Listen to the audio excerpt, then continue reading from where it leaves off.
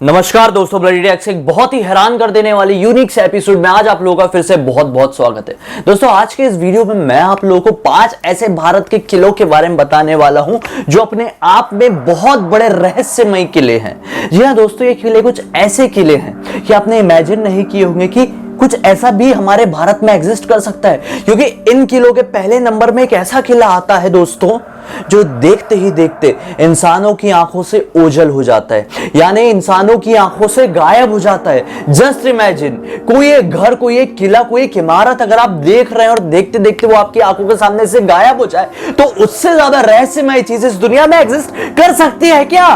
मुझे नहीं लगता। अगर आप लोग इन 5 किलों के बारे में जानना चाहते हैं तो बने रहिए अंत तक। 5वें नंबर में आता है महाराष्ट्र के पुणे में स्थित शनिवार वाड़ा किला। दोस्तों, शनिवार वाड़ा किला को सन 1746 में पेशवा ने बनवाया था। इस किले के निर्माण के कुछ ही साल बाद जब बाजीराव पेशवा की मृत्यु हो गई थी, तो उनकी मृत्यु के बाद ये जो महल था उसमें राजनीतिक उथल पुथल मच गई थी। इसी वजह से सन 1828 में यहां पे एक नारायण राव नाम के कोई हुआ करते थे। नारायण राव के साथ रहते थे सुमेर सिंह। अब राजनीतिक उथल पुथल के कारण दोनों की आपस में जमती नहीं थी और एक रात मौका पाकर इसीलिए सुमेर सिंह ने नारायण राव की हत्या कर दी। माना जाता है कि उनकी हत्या के बाद ये जो किला था उसमें एक अजीब तरह की आग लग गई, जिस आग का कारण कभी किसी को पता नहीं चल पाया। जब नारायण राव की मृत्यु हुई तो उनकी डेड बॉडी को लेकर पास की एक नदी में बहा दिया गया। उसके बाद माना जाता है कि हर अमावस्या की रात में इस किले के अंदर से चिल्लाने की आवाज आती है, और वो आवाज किसी और की नहीं बल्कि नारायण राव की ही है। और आवाज कुछ ऐसी होती है, काका मला बाचवा, काका मला वाचवा, मतलब काका मुझे बचाओ। माना जाता है कि नारायण राव ही अपने काका को बचाने के लिए कह रहे होते हैं। आज भी किसी की हिम्मत नहीं होती है कि सूर्यास्त के बाद अमावस्या की रात में इसके सामने से भी कोई गुजर जाए। हैरान होने वाली बात है दोस्तों कि आज भी कैसे उस किले के अंदर से किसी की चिल्लाने वाली आवाज आती होगी। चौथे नंबर में आता है रोहतासगढ़ का किला। दोस्तों, रोहतासगढ़ का किला बिहार के रोहतास जिले में स्थित है। माना जाता है कि यह किला भारत में मौजूद सबसे पुराने किलों में से एक है। इस किले का निर्माण अयोध्या के राजा हरिश्चंद्र के बेटे रोहतास ने करवाया था। दरअसल जब ये किले का निर्माण हुआ था तो माना जाता है कि इस किले का उपयोग युद्ध के दौरान छिपने के लिए किया जाता था, और माना जाता है कि इस किले की 4 दीवारियों का निर्माण शेरशाह सूरी ने करवाया था।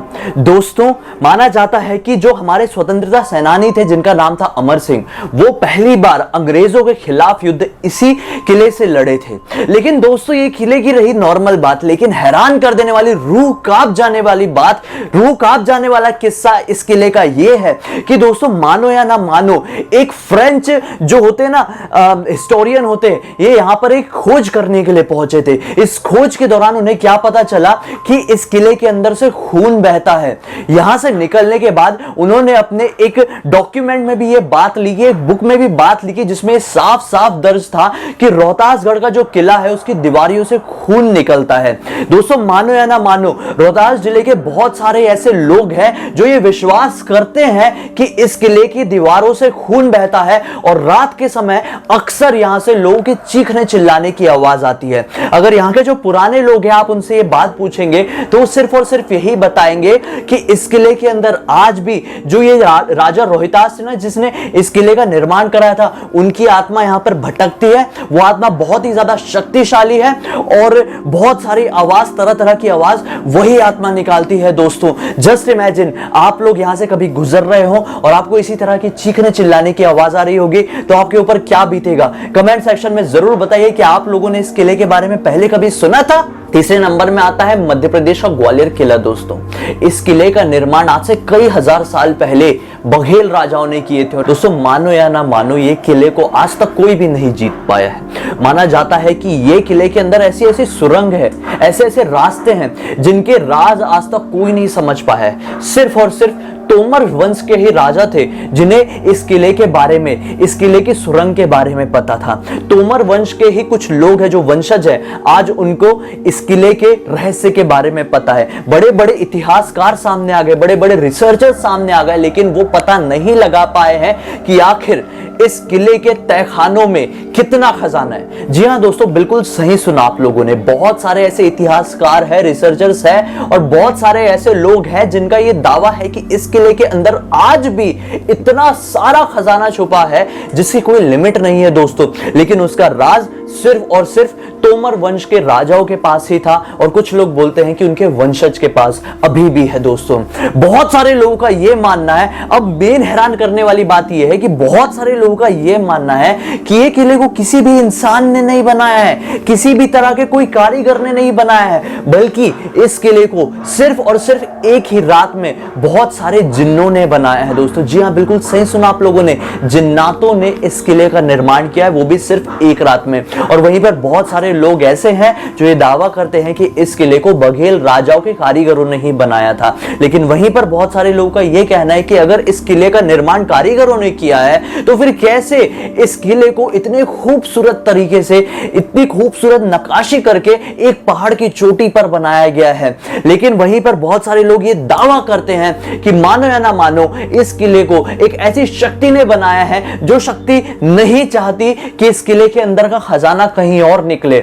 और दोस्तों विश्वास करो कि वही शक्ति, वही जिन्नात है जो आज भी इस किले के अंदर मौजूद तहखाने के खजाने की रक्षा करता है और उसको वहां से कोई भी नहीं निकाल सकता। आखिर इसके पीछे का राज क्या है, किसी को नहीं पता और शायद कभी कोई सॉल्व नहीं कर पाएगा। और फिर दूसरे नंबर में आता है उत्तर प्रदेश के ललितपुर जिले में स्थित तालबेहट का किला। इस किले की शुरुआत कह लो या निर्माण कह लो सन 1618 में भारत शाह ने करवाया था।